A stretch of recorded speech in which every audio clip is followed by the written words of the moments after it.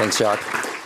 Okay, so I think with this audience, I don't have to hype up BCIs. There is a lot of enthusiasm about this idea that we're going to put devices in the brain, we're going to hook them up with a bunch of compute, and then we're going to use that to either in a medical setting, for example, to sustain, maintain brain function in the face of aging or stroke, or even to start thinking about, can we augment our biological intelligence with artificial intelligence? However, I would argue that all of that right now is still really science fiction. And so the question I want to ask is, what is the path between where we are now and actually getting high bandwidth devices into humans? And my argument is the fastest path is through clinical trials of devices to restore communication, because this gives us an ethical motivational framework to actually be putting ever more capable devices into people and studying uniquely human cognitive abilities. So let me be very concrete. This man has ALS, or motor neuron disease, and here is him trying to speak.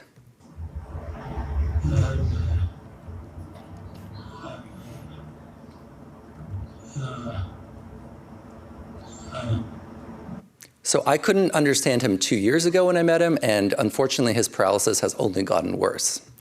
But what you can see now is he is in a BCI clinical trial run out of UC Davis, and he's got these electronics on his head that are connected to electrodes in his brain. So if I turn the camera around and replay those same 8 seconds, you're going to see what's going on is that he's trying to read this kind of random prompt at the top, and you're going to see words appearing one at a time as the BCI decodes them just from neural activity.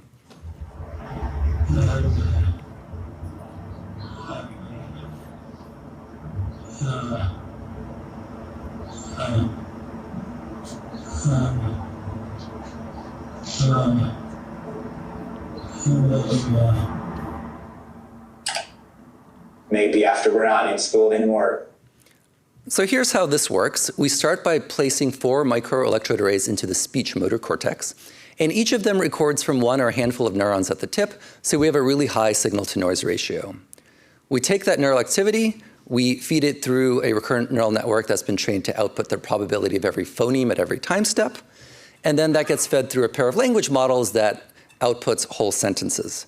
When he's done speaking, it's output as text-to-speech in a voice that's been trained to emulate his pre-ALS voice, or he can send it as text to his personal computer. And this works really well. So I am showing word error rates. Lower is better, 0% is ideal. And what you can see is even on our first time using this with this large vocab model, we were at a 10% word error rate. For comparison, those 2 lines are the previous state of the art. And as you can hopefully appreciate, as we collected more data and refined our algorithms, it kept becoming more accurate. And in fact, in a paper that's coming out in a few weeks, we show that first, this continues to work for multiple years. And second, as we scale up data, it keeps getting better. So we're now at 99% accuracy.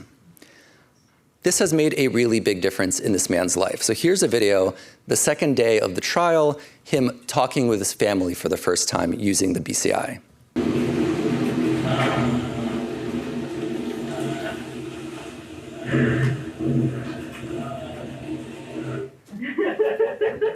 Below is this on.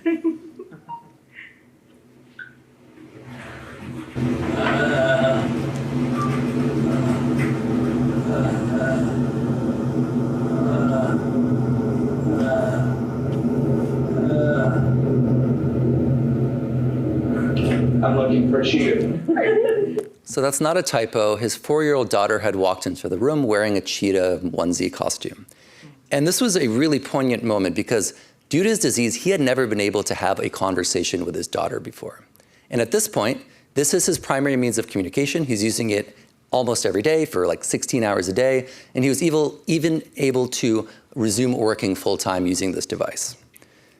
Now, obviously, we were very excited and happy with these results, but what I've shown you thus far, we're decoding words as text. And I think we can all appreciate that there's a lot of nuance that is conveyed in how we say what we say, not just the words. So we're also working on a more ambitious goal, which is to directly synthesize voice instantaneously from neural activity. This is very hard because it's a high-dimensional output, and we have to do the inference in under 30 milliseconds to match the latency of the natural voice system. Nonetheless, we've made a lot of progress, so I'm going to play the video. Everything you hear was immediately synthesized just from neural activity. I am good. Wow. do. Now, that sounded okay, but actually, if we ask people to listen to it, only about half of the words on average are correctly transcribed. That is clearly not good enough, but we're making further progress. So I'm going to show some unpublished results. So this is an offline reconstruction, but using our latest decoding model. I will get there as soon as I can. So that was an 8-fold reduction in errors to about 6% word error rate using the same neural signal. So we're really able to squeeze a lot more information out of them. And because it's direct voice synthesis, he can do things like change the pitch of the sentence to turn a statement into a question. Do you have Or do a simple singing-like task.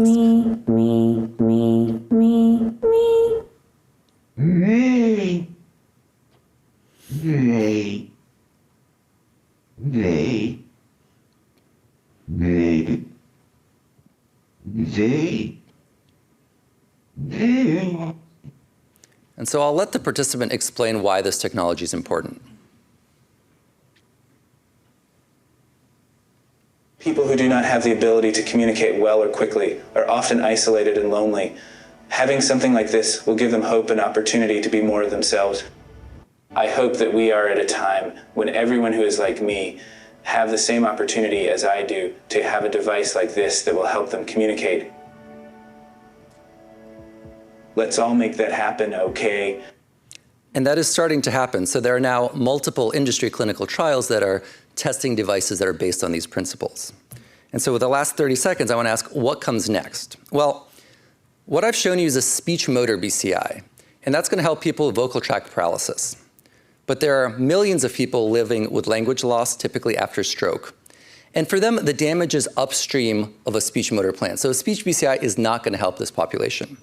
So what we're trying to do next is to build a language BCI. The idea is to record from healthy remaining parts of the brain, decode the semantic features or meaning of what someone wants to communicate, and then use an AI to transform that into a comprehensible sentence that can be prompted to the user or output.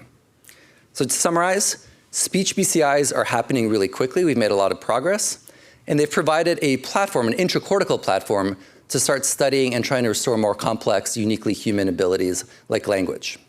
So this is a big team effort, thanks to these brilliant people here, and especially our very dedicated participants that participate in this research. Thank you.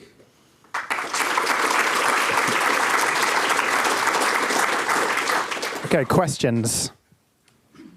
You said you do whole sentence prediction, but I'm looking at a cheetah is unlikely to be in your corpus to begin with. So how did you get that? We are decoding it from phonemes to words and then words to sentences. So no, it's not. There is a language, an LLM that rescores the whole sentence, but it is built out one word at a time. And so basically every word is within the distribution. And we can also, like in your word processor, he can add new words to the dictionary. Thanks, super cool talk. From someone who's not in sort of the BCI space, how much of the progress comes from better models, better transformers, better pre-training, and how much comes from the actual hardware? Yeah, I'd say it's about equal parts. So we are using something called a Utah array that's existed for 25 years. It's really antiquated, but until very recently it was the only thing available for chronic human use. And if you think back 20 years to a man with paralysis moving a computer cursor, that's a Utah array. Someone doing voice synthesis with, 4 Utah arrays. So most of that was thanks to software and algorithm and neuroscience development. But there is a minimum amount of information you need, and that is coming from the hardware. So yeah, absolutely hardware is going to help, and I think it's just going to make everything a lot easier. Talking about hardware, do you think we can eventually achieve the same accuracy with non-invasive tech? Yeah, I mean, that's like the billion-dollar question. I think with today's non-invasive tech, I don't think you could do voice synthesis. I think with stuff that's plausible on the horizon, maybe text decoding. But there's always going to be, I think, a pretty large gap between invasive and non-invasive. And I think where things get interesting is how low risk or fast can an invasive procedure be? And there's a lot of clever ideas about how to do this, potentially through like a 1-hour procedure that's outpatient. People go home the same day. I came across your wonderful work a little bit earlier, so thank you for explaining it. The intriguing part at the end, could you explain a little bit more about what you're thinking about doing with the stroke patients? Yeah, so with people with expressive aphasia, they have like a normal personality, intelligence, even language comprehension, but they can't sort of turn an idea into a sequence of words and the grammar. So the idea is, if we record from the wider language and sort of semantic memory network, can we infer what they're trying to say and then read that out for them? And so that might look like they have an earpiece or an AR glasses, and they're trying to say, like an example, like I want some water, and then we decode that from brain activity, and then they hear I want water, or they see the text, and all of a sudden they're like, oh yeah, that's how I say it. Or maybe they're just, they're holding up their phone, and like when you're in a foreign country using a translation app, that might be another form factor for this. Okay, thank you so much, and let's thank Sergey again.